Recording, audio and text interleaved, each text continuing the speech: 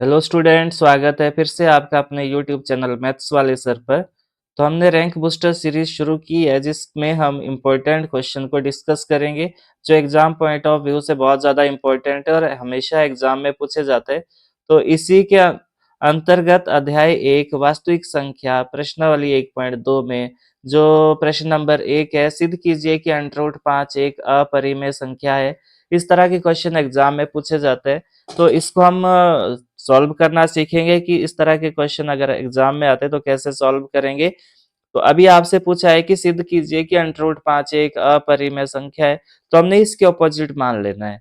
तो हम लिखेंगे यहाँ पे माना माना √5 एक परिमेय संख्या है। तो जब ये परिमेय संख्या है तो इसको हम p बटा q के रूप में लिख सकते हैं, यानी कि बटे के रूप में हम लिख सकते हैं।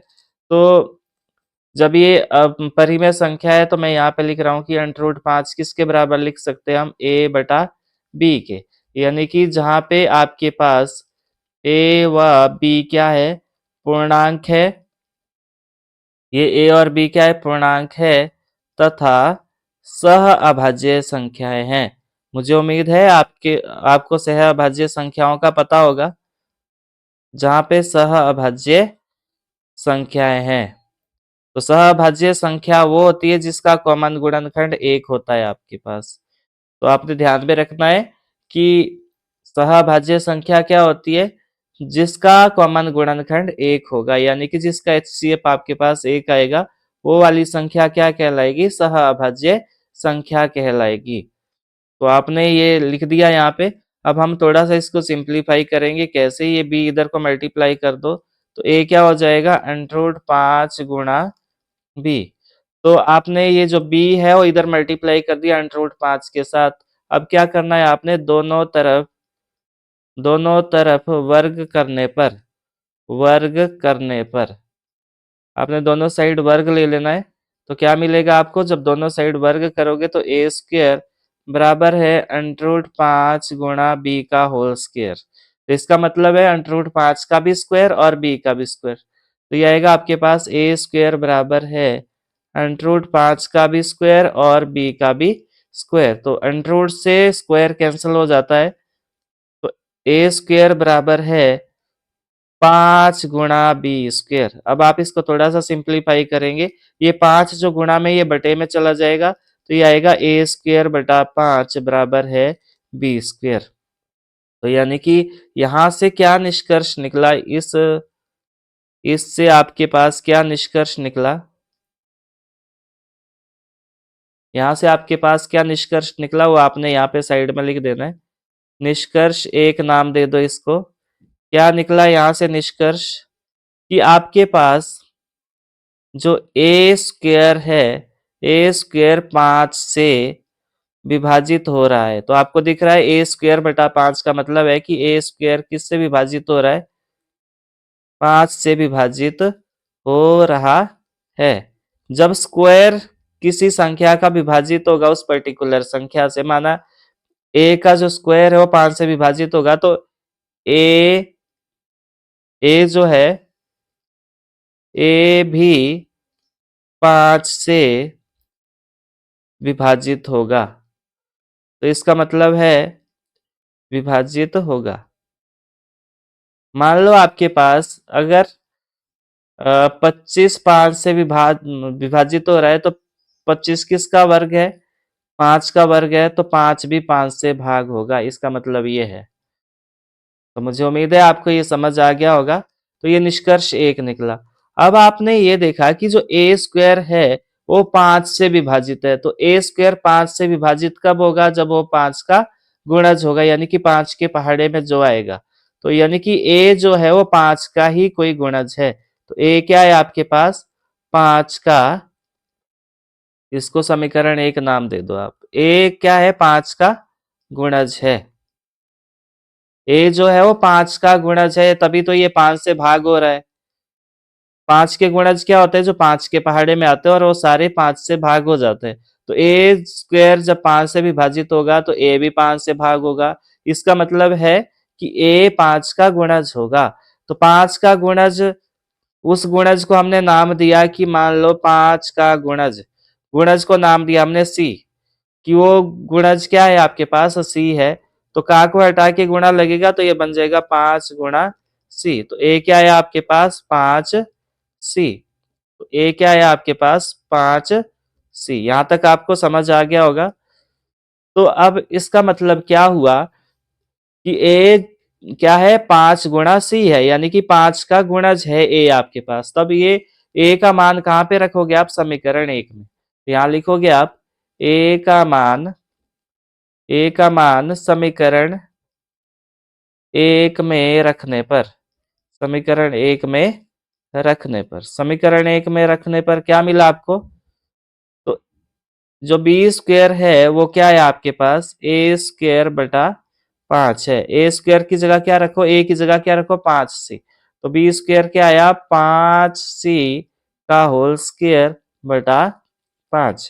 तो यहां से बी स्क्वायर क्या आएगा, 5 का भी स्क्वायर और सी का भी स्क्वायर बटा 5। तो ये आएगा आपके पास बी स्क्वायर बराबर है पंजा पंजा 25 सी स्क्वायर बटा 5। तो ये काट दो, पंजा पंजा 25। तो यानी कि बी स्क्वायर क्या है आपके पास, 5 गुणा सी स्क्वायर। तो ये 5 इधर ले आओ, तो बी स्क्वायर बटा 5 किसके बराबर आया, सी स्क्वायर के बराबर आया। तो यहां से भी एक निष्कर्ष निकलेगा आपके पास। तो नेक्स्ट पेज पे देखते हैं हम। तो सी स्क्वायर क्या आया, बी स्क्वायर बटा 5।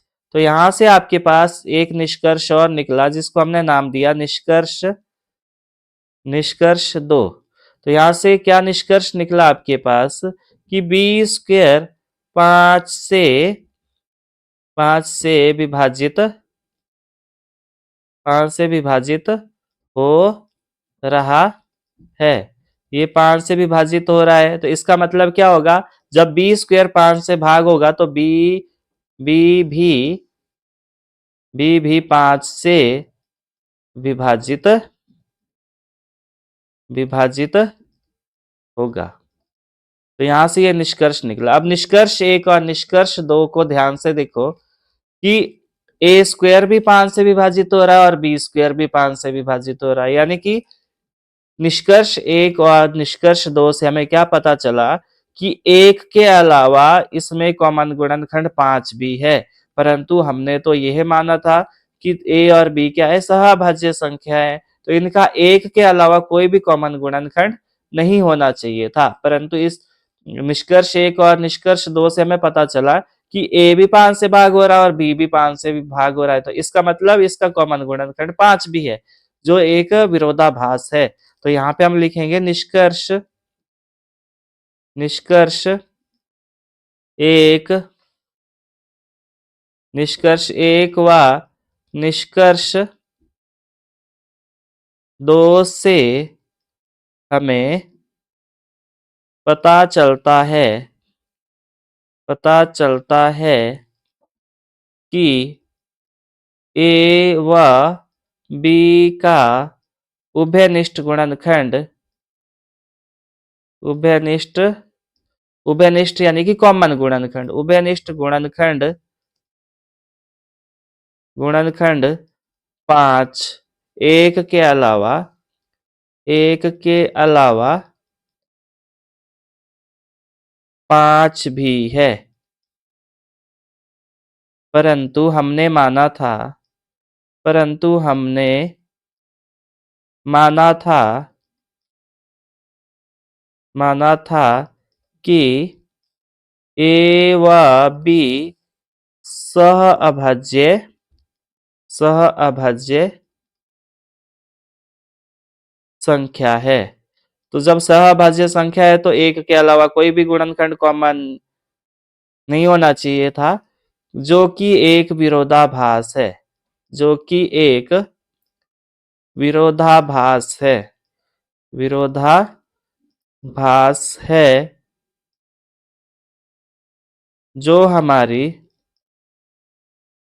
जो हमारी गलत कल्पना के कारण, गलत कल्पना के कारण उत्पन्न हुआ, उत्पन्न हुआ, अतः सिद्ध हुआ, अतः सिद्ध हुआ, हुआ कि √5 एक अपरिमेय संख्या है, एक अपरिमेय संख्या है। तो मुझे उम्मीद है आपको समझ आ गया होगा। ये बहुत इंपॉर्टेंट क्वेश्चन है, एग्जाम में यहाँ से पूछा जाता है। अब आपको मैं यहाँ बता देता हूँ कि हो सकता है कि √5 ना पूछ के वो एग्जाम में √3 पूछ दे, तो आपने सेम ऐसे ही करना है यहाँ तक। जैसे यहाँ पे ये वाला देखो, जहाँ पे हमने माना था कि a क्या है, 5 का गुणज है, तो अब जब √3 पूछेंगे तो वो क्या होगा, 3 का गुणज होगा। बाकी सेम करना इसी तरह का, मतलब आपने सीक्वेंस को इसी तरह फॉलो करना है और इसी तरह ये क्वेश्चन हल होगा। तो बार बार अभ्यास जरूर करें आप, और कोई भी समस्या आने पे मुझे कमेंट बॉक्स में जरूर बताएं, ताकि मैं आपकी समस्या का समाधान ढूंढने का प्रयास करूं। और आपने अभ्यास जरूर करना है, क्योंकि एग्जाम का समय आ चुका है और फिर आपको बहुत ज्यादा प्रेशर ना आए आपके ऊपर। तो आप बार बार अभ्यास करें, और कोई भी अगर आपका टॉपिक है, कुछ समझ नहीं आ रहा है, तो आप मुझे कमेंट बॉक्स में जरूर बताएं। फिर मैं उसके लिए एक अलग से डेडिकेटेड वीडियो बनाऊंगा, ताकि आप को इजी हो जाए एग्जाम को क्लियर करना। और अभ्यास जो है वो मायने रखता है, जितना अभ्यास करोगे उतना आपके लिए सही रहेगा। तो कोई भी परेशानी होने पर आप जरूर बताएं, और अगर आपने अभी तक चैनल को सब्सक्राइब नहीं किया है तो चैनल को सब्सक्राइब करें, अपने दोस्तों के साथ शेयर करें। Thanks for watching and keep learning.